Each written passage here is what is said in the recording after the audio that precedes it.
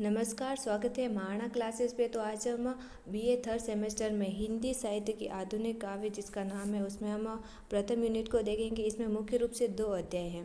पहला अध्याय अयोध्या सिंह उपाध्याय हरिऔध की जो रचना है, उसमें प्रिय प्रवास सर्ग के 16 से संकलित है। इसमें श्याम और राधा के संदेश का उद्धव द्वारा प्रेषित वर्णन है। और दूसरे मैथिली शरण गुप्त की रचना है साकेत। इसमें मुख्य रूप से चित्रकूट की जो सभा है उसका वर्णन किया गया है, जिसमें भी मुख्य रूप से कैकेयी के पश्चाताप का वर्णन किया गया है।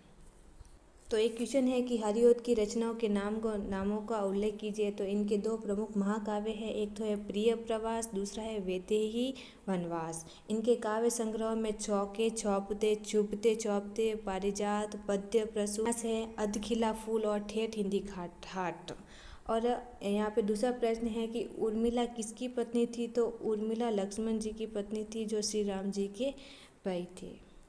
हम इसकी अति लघुरात्मक प्रश्न देखेंगे। तो पहला प्रश्न है कि अयोध्या सिंह उपाध्याय हरिऔध का कवि परिचय लिखिए। आधुनिक हिंदी काव्य धारा के आरंभिक कवि रहे हैं और इनकी रचना मैंने आपको बता दी है कि प्रिय प्रवास और वैदिक वनवास इनके चर्चित महाकाव्य हैं। चौके चौपते, चुभते चौपते, पद्य प्रसून, ग्राम गीत आदि इनके अन्य काव्य संग्रह है। और सभी काव्य संग्रहों में कवि का कौन सा दृष्टिकोण व्यक्त होता है। तो आदर्शवादी दृष्टिकोण व्यक्त होता है, जिसमें प्रमुख रूप से लोकहित की भावना है, सांस्कृतिक आदर्शों की रक्षा, देशोत्थान का लक्ष्य, समाज सुधार पर बल दिया गया है। और इन्होंने प्रमुख रूप से खड़ी बोली को काव्य की भाषा के रूप में प्रतिष्ठा दिलाने में अपना विशिष्ट योगदान दिया है। खड़ी बोली को काव्य भाषा के रूप में प्रतिष्ठा दिलाने में हरिऔध का क्या योगदान रहा है।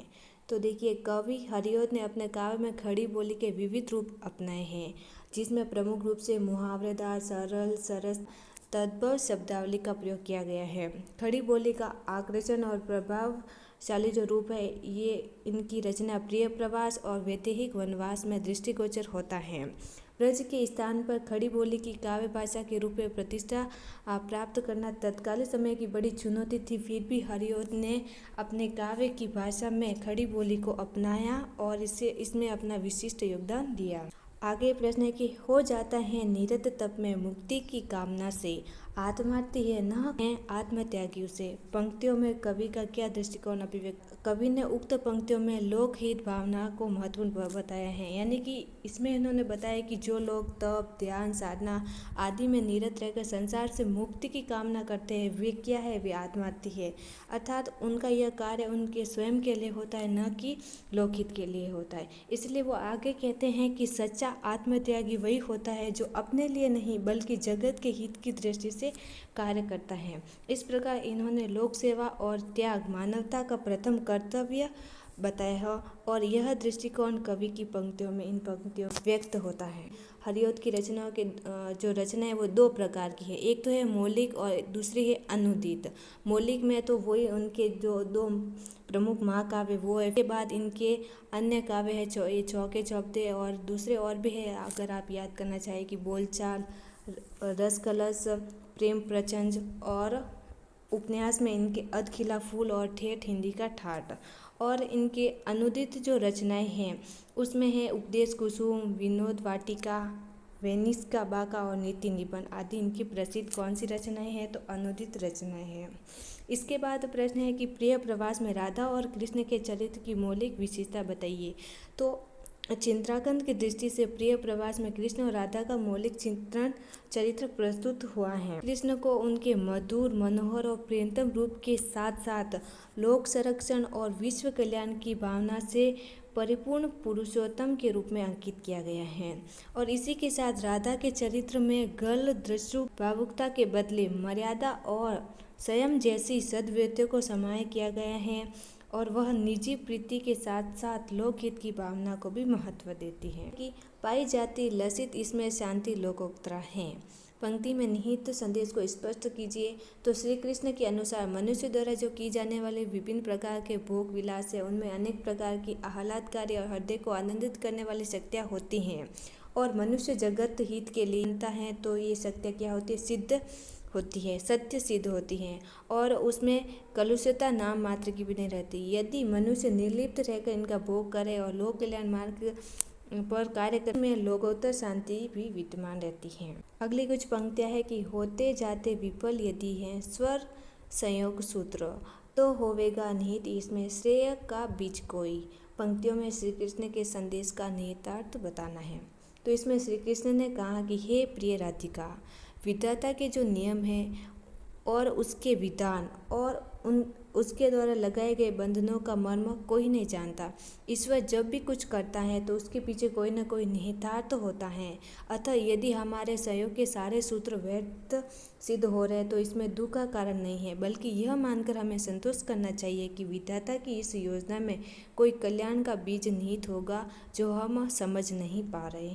अगले प्रश्न में हमें राधा जी के चरित्र की विशेषताओं को बताना है। तो पहला है कि सामान्य भारतीय नारी के रूप में चित्रांकन हुआ या चित्रण हुआ है, श्री कृष्ण के विरह में व्याकुल है, लोक कल्याण को निजी हित से अधिक प्राथमिकता देते हैं और एक निष्ठ प्रेम करने वाली नायिका के रूप में उत्कंठा, व्यथा, विरह और कल्पना आदि सामान्य मनोभाव से युक्त यथार्थ नारी के रूप में इनके चरित्र की विशेषता श्याम संदेश की पंक्तियों में बताई गई है। श्याम संदेश में कवि द्वारा व्यक्त भाव सौंदर्य को संक्षेप में लिखिए। तो श्याम संदेश में राधा और कृष्ण की मनस्थितियों के साथ मानवीय भावों का कुशलता के साथ संयोजन किया गया है। कृष्ण और राधा यहाँ सामान्य नायक और नायिका हैं जो व्यक्तिगत भावना को प्रकट करते हुए लोकहित की भावना से ओतप्रोत हैं। एक और उनके प्रेम की तन्मयता, विरह, व्यथा आदि का मानवीय स्वभावों का चिंतन है, तो दूसरी ओर वे लोक कल्याण के महान संदेशों को देने का प्रयास भी किया गया है। इसी तपोभूमि समान वाटिका सुअंक में सुंदर एक कुंज थी, समावृता श्यामल पुंज संकुल अनेकशः वेली लता समूह से। तो देखिए इसमें हमें प्रसंग में तो ये लाइन फिक्स है कि प्रस्तुत पद्यांश अयोध्या से उपाध्याय हरिओत द्वारा रचित रचना प्रिय प्रवास के महाकाव्य श्याम संदेश सर्ग से लिया गया है। और प्रस्तुत पद्यांश में श्री कृष्ण राधा के हालचाल या हम कह सकते हैं कि कुशल क्षेम जानने के लिए वो उद्धव को कहाँ भेजते हैं, तो ब्रजभूमि भेजते हैं और उद्धव ब्रज जाकर राधा के सामने उपस्थित होते हैं। तो राधा बसंत ऋतु में एक शांत कुंज में विराजमान थी और इनके चेहरे पर उदासी के भाव दिखाई दे रहे थे। उदासी के भाव क्यों दिखाई दे रहे थे? क्योंकि वो कृष्ण की विरह में व्याकुल थी।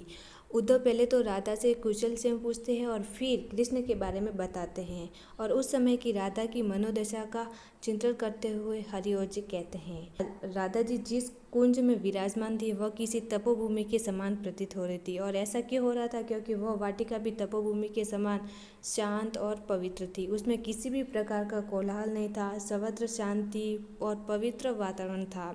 तपोभूमि के समान ही इस वाटिका की गोद में एक सुंदर कुंज भी था जो कि नीले फूलों से युक्त था, अर्थात उसमें नीले नीले सुंदर फूल खिले हुए थे और उन फूलों पर अनेक प्रकार की सुंदर लताएं थी जो उस की शोभा को निरंतर बढ़ा रही थी। इसमें एक लाइन ये तो फिक्स है कि भाषा खड़ी बोली हिंदी का प्रयोग किया गया है और साथ ही लेखक ने राधा की वाटिका की तुलना किससे की है, तो तपोभूमि से की है। और राधा जिस कुंज में विराजमान थी उसकी प्राकृतिक सुषमा का चित्रांकन किया गया है और अनुप्रास और उपमा अलंकारों का उपयोग किया गया है। स्थिति थी वृषभानु नंदिनी इसी बड़े नीरव शांत कुंज में, अतः यही श्री बलवीर बंधु ने उन्हें विलोका आली वृंद आवृता।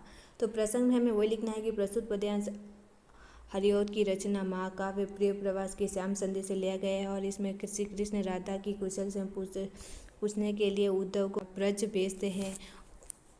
तो इसी के साथ जो उद्धव है वो ब्रज जाकर राधा के समक्ष उपस्थित होते हैं और राधा की अलौकिक और अद्भुत रूप सौंदर्य का अनुभव करते हैं और वही उनका यहाँ पे वर्णन किया गया है।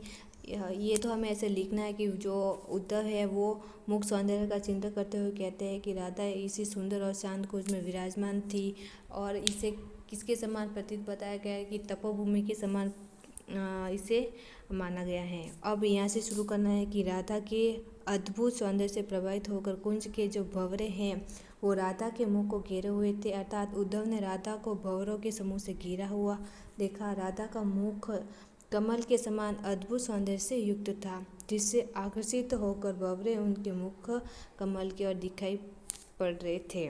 विशेष में क्या है कि राधा जी के मुख की अद्भुत सौंदर्य का चित्रण हुआ है, उपमा अलंकारों का प्रयोग हुआ है और भाषा कौन सी है? खड़ी बोली हिंदी। व्याख्या देखते हैं कि प्रस्तुत पद्यांश में श्री कृष्ण जी अपनी राधा से कह रहे हैं कि जो दो प्रेम भरे हृदय मिलके एक हो गए थे, विधाता ने उनके शरीर को पृथक क्यों कर दिया। यानी कि जो श्री कृष्ण हैं वो राधा से अपने विरह की स्थिति का वर्णन कर रहे हैं। यानी कि जो दो प्रेमी दूध और जल के समान एक रहते थे, आज वे पृथक पृथक क्यों हो रहे हैं। तात्पर्य यह है कि जिस प्रकार दूध से जल को अलग नहीं किया जा सकता, उसी प्रकार से कृष्ण को राधा से अलग करने की कल्पना भी नहीं कर सकते।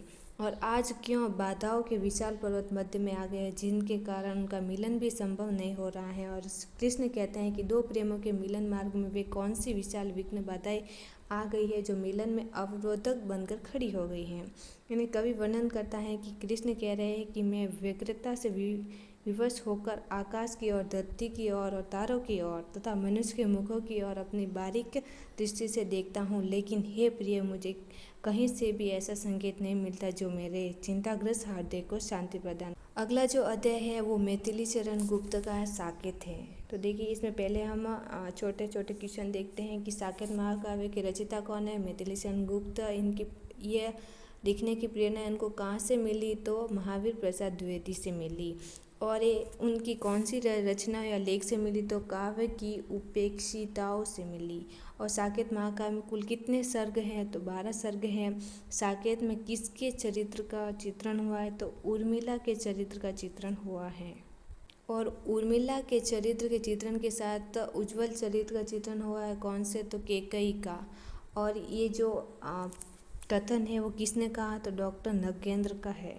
और उर्मिला किसकी पत्नी थी, लक्ष्मण की पत्नी थी। कि मैथिली चरण गुप्त की किन्हीं 3 काव्य रचनाओं के नाम लिखे, तो भारत भारती, पंचवटी और जयप्रथवत। गुप्त जी ने अपने काव्य का नाम साकेत किस आधार पर रखा, तो गुप्त जी ने अपने काव्य का नाम साकेत इसलिए रखा क्योंकि समस्त जो कथा है वो समस्त कथा का केंद्र है वो क्या है, साकेत यानी कि अयोध्या है। राम से मिलने अयोध्या वासियों के साथ कहाँ गए थे, तो चित्रकूट नामक स्थान पर गए थे। युग युग तक चलती रहे कठोर कहानी, रघुकुल में भी थी एक अभागिन रानी। निज जन्म जन्म में सुने जीव यह मेरा, अधिकार उसे था मार स्वार्थ ने गिरा। तो प्रसंग में तो मैथिली चरण के गुप्त की रचना साकेत महाकाव्य के अष्टम सर्ग से लिया गया है। और इस अवतरण में कैकेयी की वेदना और आत्मग्लानि का सजीव चित्रण हुआ है।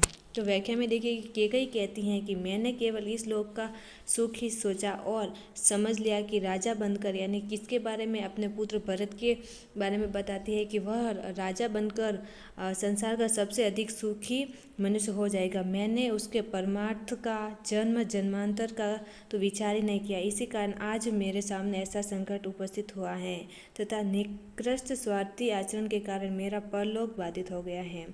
अब तो संसार में युगों युगों तक मेरी यह कठोर और अप्रिय कहानी चलती रहेगी कि रघुवंश जैसे महान कुल वंश में भी कैकेयी जैसी कुल मर्यादा को भंग करने वाली रानी हुई थी। इस कठोर कहानी को मुझे जन्म जन्मों तक सुनना पड़ेगा और घोर स्वार्थ में डूबने का दुष्परिणाम तो मेरे जीवन को भोगना ही होगा। यानी कि इन पंक्तियों में निहित भाव यह है कि जब कैकेयी ने अपने पुत्र भरत को राजा बनाने और श्री राम को अयोध्या वनवास के लिए कहा, तो उसके बाद उसे अपने इस निर्णय पर पश्चाताप हो रहा है जो इन पंक्तियों में व्यक्त है। और अंतिम एक क्वेश्चन है, ये पूछे कि कैकेयी के चरित्र की विशेषता बताइए। तो इसमें पहला हमें लिखना है कि वात्सल्य से परिपूर्ण माता, यानी कि पहले तो वह श्री राम को वनवास देती हैं और भरत को राजा के लिए राजा बनाने का निर्णय करते, लेकिन फिर अंत में राम के प्रति भी उसके मन में वात्सल्य का भाव प्रकट होता है। तो इस प्रकार से आप इसको पढ़ के लीजिएगा। ग्रह कलह की सूत्रधार, यानी कि इसमें रघुवंश के इतिहास में, यानी कि जो ग्रह का कलह करने में कैकेयी का प्रमुख रूप से योगदान रहा, लेकिन बाद में उन्होंने अपनी भूल को भी स्वीकार किया। इसी के साथ व्रजता और कठोरता की प्रतिमूर्ति के रूप में बताया गया है और संवेदनशील नारी और महत्वाकांक्षाओं से संपन्न। हमारी ये प्रथम यूनिट कंप्लीट होती है जिसमें प्रमुख रूप से 2 अध्याय थे, जिसमें हमने छोटे प्रश्न और व्याख्या सहित कुछ लघुरात्मक और दीर्घ लघुरात्मक प्रश्न भी देखे।